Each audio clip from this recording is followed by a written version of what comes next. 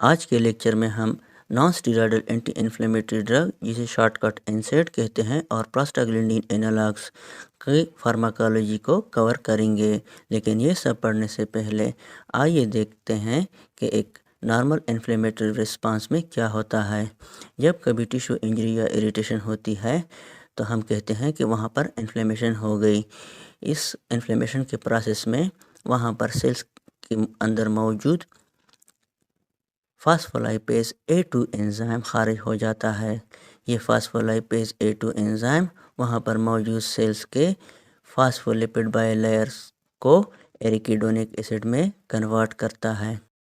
ये एरिकिडोनिक एसिड दो major enzymes के सबस्ट्रेट के तौर पर काम करता है, जिनमें 5-लाइपोऑक्सीजिनेज जिसे शॉर्टकट 5-LOX कहते हैं और साइक्लोऑक्सीजिनेज जिसे शॉर्टकट COX कहते हैं शामिल हैं।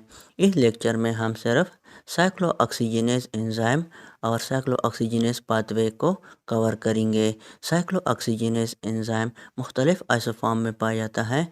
इस लेक्चर में हम लोग सिर्फ दो आइसोफॉर्म साइक्लोऑक्सीजिनेज 1 और साइक्लोऑक्सीजिनेज 2 पढ़ेंगे। COX-1 आइसोफॉर्म पूरे जिस्म में पाया जाता है और इसकी primary function production of thromboxane और प्रोस्टाग्लैंडिन है, जो कि नॉर्मल बॉडी फंक्शन को रेगुलेट करती हैं, जैसे कि production of gastric mucus, regulation of gastric acid, promotion of platelet aggregation और maintenance of renal blood flow शामिल हैं। अब दूसरी तरफ COX-2 आइसोफॉर्म की तरफ आते हैं। COX-2 आइसोफॉर्म COX-1 के बरअक्स पूरे जिस्म में नहीं पाया जाता, बल्कि सिर्फ साइट ऑफ इन्फ्लेमेशन में इंड्यूस होता है। इसलिए COX-1 के बरअक्स COX-2 के प्रोस्टाग्लैंडिन इन्फ्लेमेशन, पेन और फीवर काज करते हैं। ये प्रोस्टाग्लैंडिन नॉर्मल बॉडी फंक्शन को रेगुलेट नहीं करते, बल्कि पेन, फीवर और इन्फ्लेमेशन काज करते हैं। अब जबकि हमने साइक्लोऑक्सीजिनेज 2 एंजाइम का इन्फ्लेमेटरी रिस्पांस में रोल पढ़ लिया है, तो आइए एनसेड्स का मैकेनिज्म ऑफ एक्शन डिस्कस करते हैं।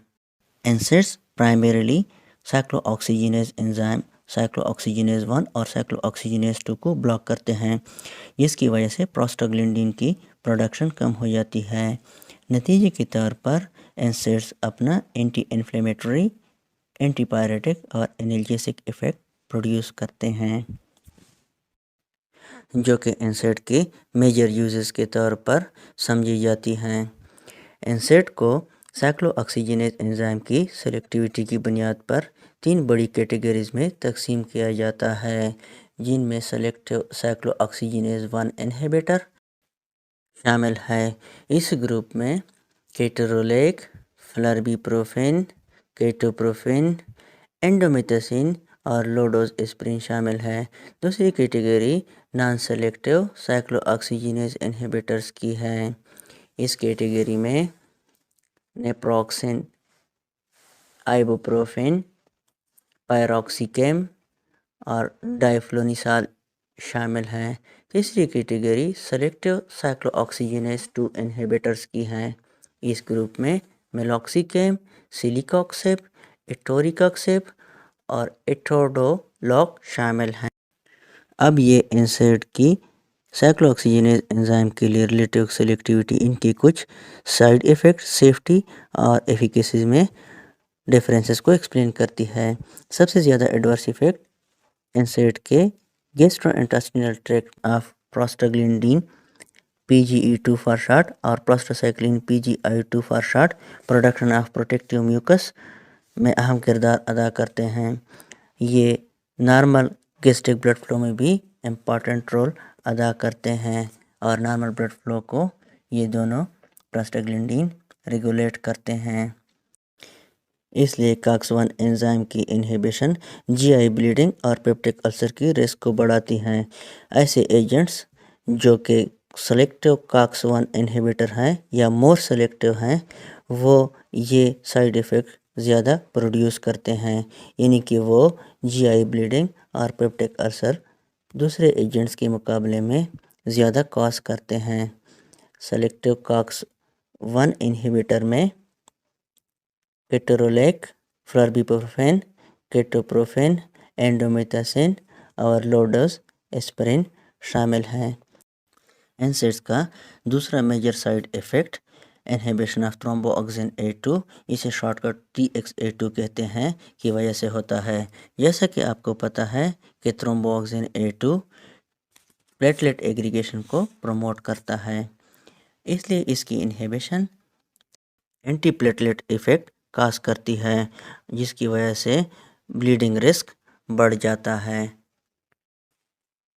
ये इफ़ेक्ट खासकर एस्पिरिन के यूज़ के साथ जुड़ा है, जो कि बाकी मानदा एनसेड के बरक्स इरिवर्सिबली प्लेटलेट्स में मौजूद साइक्लोऑक्सीजिनेज 1 एंजाइम को इनहिबिट करती है। क्योंकि प्लेटलेट सेल में न्यूक्लियस नहीं होता, इसलिए प्लेटलेट सेल मजीद साइक्लोऑक्सीजिनेज एंजाइम नहीं बना सकते, इसलिए एस्पिरिन के इस्तेमाल बंद करने के कई दिन बाद तक भी इनका एंटी प्लेटलेट इफ़ेक्ट बरकरार रहता है, क्योंकि नया न्यूक्लियस तब्दील होने में कुछ दिन लगते हैं।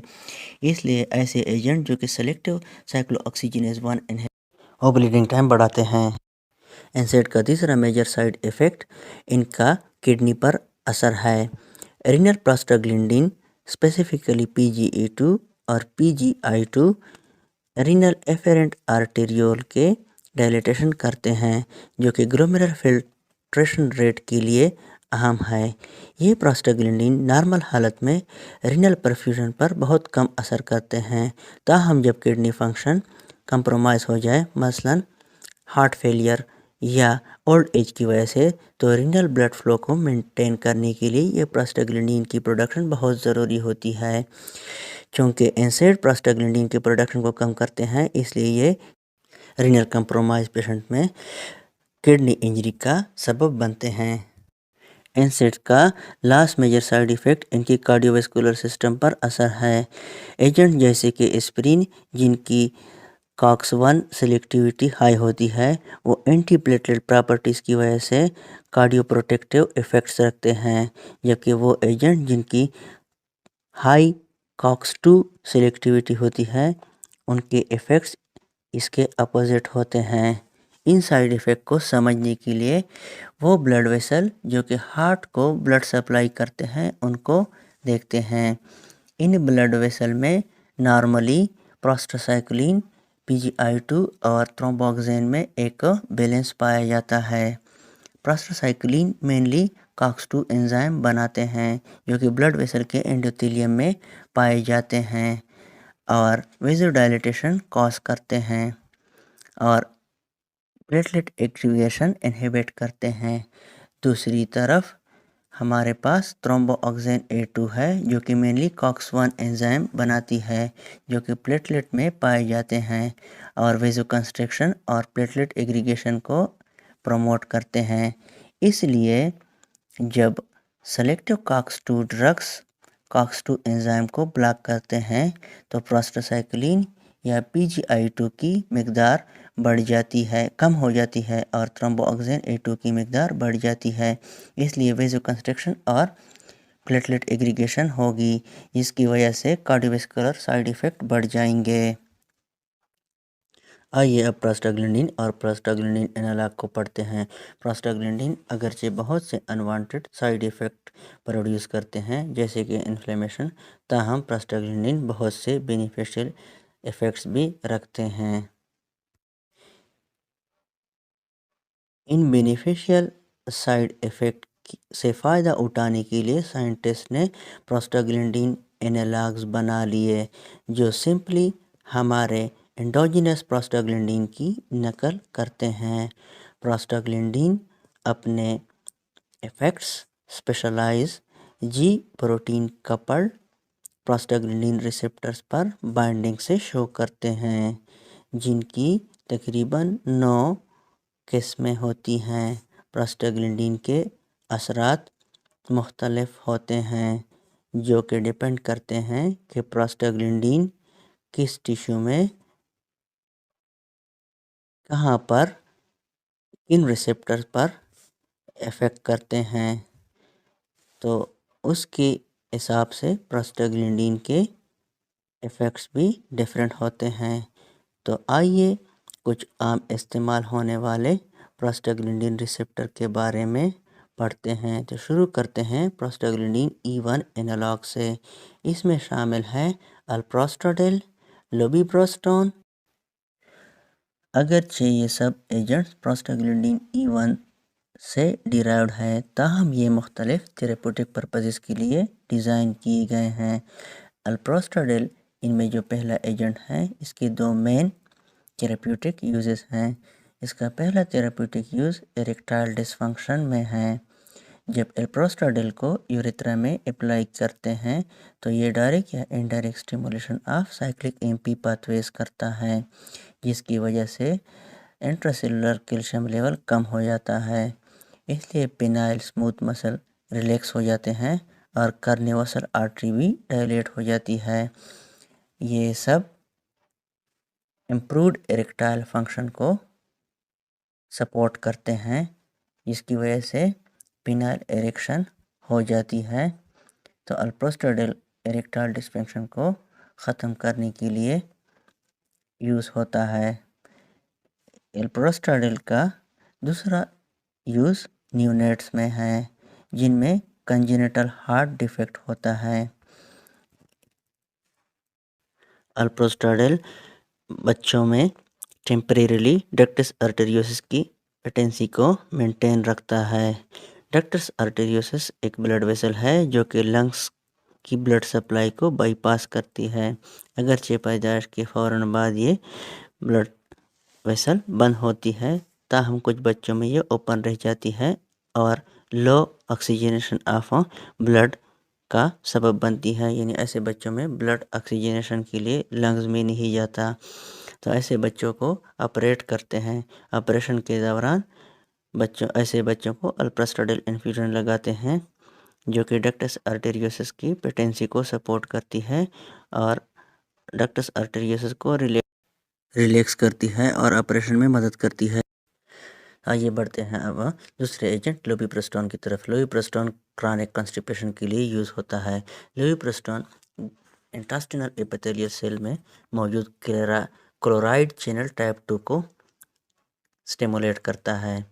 इस स्टिमुलेशन की वजह से क्लोराइड आयन की इंटेस्टाइनल ल्यूमन में सिक्रेशन बढ़ जाती है। साथ साथ सोडियम और वाटर की इंटेस्टाइनल ल्यूमन में पैसिव सिक्रेशन बढ़ जाती है, जिसकी वजह से इंटेस्टाइनल ल्यूमन की लिक्विडिटी बढ़ जाती है। साथ साथ ये क्लोराइड आयन की सिक्रेशन इंटेस्टाइनल कंट्रैक्टिलिटी को इंक्रीज करती है, जो कि डिफिकेशन प्रोसेस को फैसिलिटेट करती है और कब्ज को ख़त्म करती है। तो ये था इसका मैकेनिज्म ऑफ एक्शन। अब बढ़ते हैं लास्ट प्रोस्टाग्लैंडिन E1 एनालॉग माइसोप्रोस्टोल की तरफ।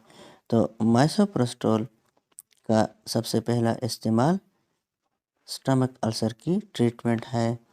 खासकर ऐसे स्टमक अल्सर जो कि इंसेट के इस्तेमाल के साथ एसोसिएटेड हो।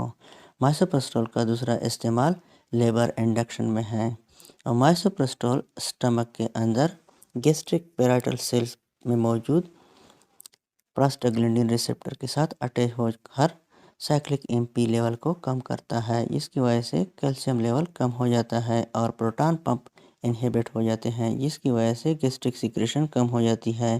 माइसोप्रोस्टोल गैस्ट्रिक लाइनिंग की हिफाजत भी करता है। ये स्टमक लाइन प्रोटेक्शन माइसोप्रोस्टोल बाइकार्बोनेट और म्यूकस प्रोडक्शन से करता है। इसके अलावा माइसोप्रोस्टोल लेबर इंडक्शन में यूट्रस में मौजूद कुछ रिसेप्टर के साथ रिएक्ट करके सर्वाइकल सॉफ्टनिंग काज करता है और इसके अलावा ये बीबी एक्सपल्शन में भी कंट्रैक्शन इंड्यूस करता है, जिसकी वजह से लेबर इंडक्शन हो जाती है। तो माइसोप्रोस्टोल का ये इस्तेमाल है। अब बढ़ते हैं प्रोस्टाग्लैंडिन F2 अल्फा एनालॉग्स की तरफ। तो प्रोस्टाग्लैंडिन F2 अल्फा एनालॉग्स में शामिल है बिमाटोप्रास, लेटेनोप्रास एंड ट्रेवोप्रास। ये तीनों प्रोस्टाग्लैंडिन एनालॉग बिमाटोप्रास, लेटेनोप्रास और ट्रेवोप्रास ओपन एंगल ग्लोकोमा की ट्रीटमेंट में यूज़ होते हैं। ये आई से एक्वस ह्यूमर की फ्लो को बढ़ाते हैं इसी तरह इंट्राओकुलर प्रेशर कम करते हैं। बिमेटोप्रास का मैकेनिज्म ऑफ एक्शन मालूम नहीं, जबकि ट्रेवोप्रास और लेटेनोप्रास आई में मौजूद प्रोस्टाग्लैंडिन एफ रिसेप्टर के साथ इंटरेक्ट करते हैं और एकस फ्लूइड के आउटफ्लो को ज़्यादा करते हैं और इंट्राओकुलर प्रेशर को आई के अंदर कम करते हैं। इसके अलावा बिमेटोप्रास्ट आईलैशेस की डार्कनिंग और एलेंगेशन भी करता है, इसलिए ये आईलैशेस हाइपोट्रिकोसिस के ट्रीटमेंट में यूज़ होता है। दोस्तों, अब लास्ट ग्रुप की तरफ बढ़ते हैं जो कि प्रोस्टासाइक्लिन एनालॉग्स है। इस ग्रुप में एलोप्रास्ट और ट्रीप्रोस्टिनल शामिल हैं। ये दोनों एजेंट पल्मोनरी हाइपरटेंशन को कम करने में मदद करते हैं। ये दोनों एजेंट्स प्रोस्टाग्लैंडिन रिसेप्टर के ऊपर इफेक्ट करते हैं और साइक्लिक एमपी लेवल को इंक्रीज करते हैं। इसकी वजह से calcium intracellular calcium pulmonary cell के जो आर्टरीज होते हैं उसके अंदर इंट्रासेलुलर कैल्शियम लेवल कम हो जाता है और अल्टीमेटली वेज़ोडाइलेटेशन और यानी कि रिलैक्सेशन ऑफ पल्मोनरी आर्टरीज हो जाती है और इसकी वजह से significant reduction of pulmonary hypertension हो जाता है। तो दोस्तों, अगर आप हमारे चैनल पर नए हैं तो हमारे चैनल को सब्सक्राइब कीजिएगा, साथ में बेल आइकन को प्रेस कीजिएगा ताकि हमारी नई आने वाली वीडियोस आप तक बर वक्त पहुँच सके। शुक्रिया।